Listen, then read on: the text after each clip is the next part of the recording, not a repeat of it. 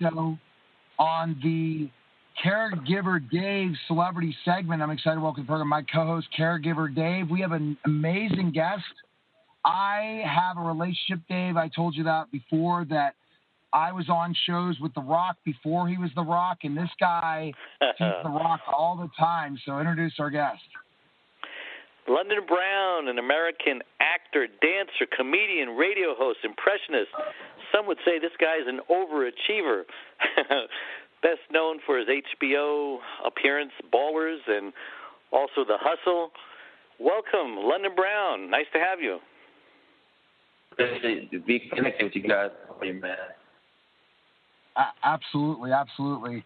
And Dave, when I was talking about that story with The Rock, it's interesting for sure. But I know you're in. Dave has some great questions for you, London.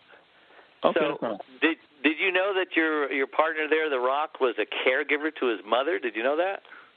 I didn't know that. I didn't even know that. I mean, yeah, I feel like I met his mother once or twice, but I didn't know. Oh, so she's still alive. That's great. Yeah, I mean, as far as I know, things have been pretty good. I mean, we don't sit and just talk about his family all the time. I try to just keep very professional, and I just, because I want to continue to work. No, I get it. I don't be all in his face. Yeah. So with all that you know how to do, the comedian and did you ever want to be an actor? Was that something on your list? No, that was definitely always one of the things on the list. I've always known that I wanted to be an artist. So it actually started with the acting first, and then through that, I discovered from doing theater that I like being on stage, and that's how I kind of tiptoed into doing stand-up. So and you do impersonations, huh? I do a few, but I didn't think they were anything special because everyone in my immediate family does impersonations, but it wasn't until I started doing stand-up, because basically how it worked for me is I remember my mom used to like to watch a bunch of Denzel Washington films, and so I would go to school and I would tell my friends about the movie and say, man, did you see Denzel when he said, in training that said, listen, it's not what you know, it's what you can prove, okay? You want my job, you got it. Now, I didn't think that was anything special till I got to stand-up. They said, yo, you do voices. So it would happen that way. But, yeah, stand-up, I've always wanted to do it, but wanting to do it is actually different from making a choice and deciding to actually do it. So I've kind of figured it out now, But it's been good. So, London, what came first, stand-up or acting? The acting. But, it's almost interesting because I do feel like funny people are born, and I think it's a timing thing. So at least when I was younger, I do remember, I wasn't a class clown, but I do remember making people, they would laugh a little bit. But it was definitely, as far as on a professional level, it was doing theater first and then the stand-up. So tell us about how you got your first break. Was it in The Hustle? The first break, it started with The Hustle. I remember I did a showcase for CBS called the Diversity Showcase, and it's basically like an SNL, Mad TV, and Living Color, like on stage. And from there, I found representation, and I went to audition, and I landed The Hustle. And after The Hustle, I was doing stand up in between, and after I finished filming The Hustle, I was on the road as Chris Tucker's opener. And we went everywhere from Europe to Canada and hit all the states. And in the process of doing that, I got rid of my first reps because I just felt like they didn't quite understand me. So at this point, I was out of representation. And then I got a call just informing me that HBO was looking for me to come in. And I went in, auditioned for Ballers. That was almost like a 2-month process. And they said, hey, man, are you cool with moving to Miami? I said, sure. I don't have any kids. I'm not married. I'm out of here. And we started filming the first 2 seasons in Miami, and that's kind of how it started. How did HBO even know who you were? I don't know. You didn't even have an agent.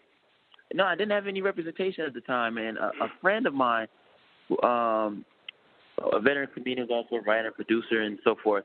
He reached out to me and he was like, "Yo, did you audition for Ballers?" I was like, "No." He said, "Yeah, I think they're looking for you." I'm still kind of muddled by even how that went because I'm not like, especially even at the time, like I'm way under the radar, and it's not like people could have just pulled me up and found me, you know, in a Tyler Perry film somewhere. They could have just seen. I was way tucked away, so everything's kind of worked out the way it did, and I can't even take credit for it. You know, I don't know. However God worked it out, He did it because you know nobody knows me, and especially with a show like always HBO, God. Yeah. you know, that's real, man. It's like with a show like HBO, it's such a big network that someone was really doing some homework because they don't have to come looking for me. People at their door. So it worked out, and Reggie initially was only supposed to be in there like a couple episodes, and just and I was supposed to be fat on top of that. So that's why I can't take credit because it worked out and it made me a lead, and I'm nothing fat, but it still worked out, so it's cool. You know, it's interesting, London, when you talk about Chris Tucker. Now, how much did you learn being with Chris on the road and stuff? Honestly, more than on stage, I learned a lot of stuff off stage. His whole thing with me was London, make sure, because there's like the Chris Tucker that most people see on screen or on stage, and then there's the one-on-one. The one-on-one Chris Tucker is really soft-spoken and real. He was always, London, you stay focused and keep God first, and you stay in the clubs, and you work on your craft. That was all he told me. That was his whole thing. He would check me. Like, I remember one time I wore glasses. He told me I couldn't wear glasses. I needed to be observant and always paying attention. And so I just learned stuff like that. The fact that he was always a really good tipper. And then the biggest thing that I learned more so was that I told myself, not if, but when I got into a position to be a Chris Tucker, I would bring somebody else along with me. And that's what I've done since now, because of the show, I'm headlining, and I bring my buddy from Atlanta, Georgia, who's in L.A., named Brandon Lewis, and he now is on the road, and so I'm able just to kind of look out for him. And that was the main thing. I just wanted to make sure that I didn't forget someone looking out for me, and I want to pay it forward. That's great. So tell us about your character on Ballers. How did that develop, and is he changing, and how did it start? He started, like I said, because the character wasn't supposed to be in as many episodes as he's in. But I think the writers were really cool and really open to developing Reggie. And Reggie in season 1 became the antagonist. And I think that was a good look for me as an actor, just to be seen with Dwayne in all of my scenes in that first season. He started off kind of reckless and like a loose cannon because he was from the hood, didn't really know numbers and contracts. But all he did know is that he wanted to look out for his friend, and he didn't want his friend duped by Dwayne and Rob Corddry's characters. So that's all he knew, was to look out for his friend. But now, as the seasons progress, and we'll see in this 4th season on the 12th, we get to see Reggie kind of understand some of the paperwork now, take more of an initiative, and really be involved. He done stumbled into actually kind of learning what to do on the business side. So it worked out. Very interesting. That's kind of what you do too, huh? I had to figure this whole thing out. Because in real life, that's why I'm now dealing with a publicist and going to events and interviews and auditions. So it's Reggie, though London is nothing like Reggie, but the understanding the hustle and the grind of trying to make it is what's become a part of their lives together. It definitely does. Absolutely. It's a learning experience for sure, and looking at your character. Now tell me how cool it is in the years that you've been on Ballers, all the guest star appearances of people that you've watched your whole life, or have your family or friends have watched, that have joined this, been on the cast for a certain episode of Ballers. That's got to be cool as well.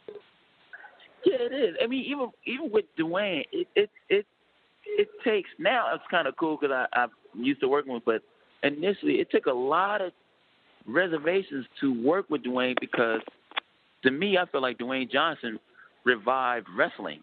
Because I grew up in the '80s, so at that time it was Hulk Hogan, and that's who wrestling was around him. And so when Dwayne came along, he brought a freshness to the sport, and so being able just to work with him, let alone work with him, have all my scenes, directly work with him was really cool in itself. I mean, he's 6'5", and my concern with doing my scenes with him was I kept asking the directors, how does it look on screen? Because I'm much smaller than Dwayne. I said, is this going to play right? And the directors and the producers just like, London, don't worry. You have a lot of presence. You're, acting wise, the scenes look leveled out because you have a lot of personality, and you can. It made the scenes look even basically because his size and the character's attitude balanced out. But I definitely started working out after season 1 with him because I didn't want to, in wardrobe sometimes they want to throw me in some. I didn't want them to throw me in a tank top and I looked sick. And especially next to Dwayne, you gotta be ready. Dwayne is always photo ready. Like he always looks like a walking ad. I'm like, by default, you get your life together because you're around him. So yeah, you probably didn't want to look like Danny DeVito and Arnold Schwarzenegger in Twins. Exactly. I would have been the thin version. Exactly. Well, so what should we expect this season from your character from Ballers? What can you tell, or you'd have to kill us if you? Yeah, you know what? No, I can tell you what I know because we shoot out of order, so it's new to me, like it's new to the viewer, because we shoot all out of sequence. But what I do know is that, again, I think Reggie is going into he's maturing on his business side of things. He's really trying to make sure that he gets some stuff done and have a real voice, as opposed to just being a side friend. He's really like, hey, what are the best moves, not only for himself, but the best move for his best friend and, / his client. So, and then Fat Reggie and Rob Corddry's character, they do a lot of comedic stuff together this season. I think people enjoyed watching those two go at it because they're on two different sides of the fence, but the common goal is to be productive. So, and I think people will enjoy the comedic stuff that they do. That's great, and I think that's the excitement of the show and everything. How have you been able to deal with the fame, London, now being on the show for 3 years, being recognized now? You thought you were going to have just a minor role on this show. Now you're one of the stars. You go Wikipedia and look at anything on HBO, and there's London Brown's name. How you told me the publicist end of things, but how are you handling the day-to-day of going from place to place and walking around and being recognized? How are you handling all that? I think for me, at the end of the day, people come up to me more often now, and they let me know they watch the show, and I'm still just grateful that people even want to speak to me. I can appreciate that. So what I do to just acknowledge them is, I'll give them a shout out on Instagram, and I'm always very thankful when I acknowledge them because I understand what that feels like. When Dwayne wanted to take a picture with me, I know that feeling. I was like, oh wow, this is cool. And not that I'm on Dwayne's status, but I understand that people want to simply be acknowledged. So I try to definitely keep my feet on the ground with everything. And my family keeps me very grounded. Like I remember I told my mom, I said, Mom, you remember she's very spiritual. I said, Mom, you remember the part you prayed I got the part. She's like, oh, that's nice. So who's going to use your car while you're gone? Like that's stuff, real simple things like that. But I do things on a regular, like I go and I feed the homeless. I go visit juvenile halls, speak to young people that are incarcerated. And, so I do things to keep myself very, very grounded and also try to be helpful and just let people know, especially young people, that, hey, I grew up in the hood.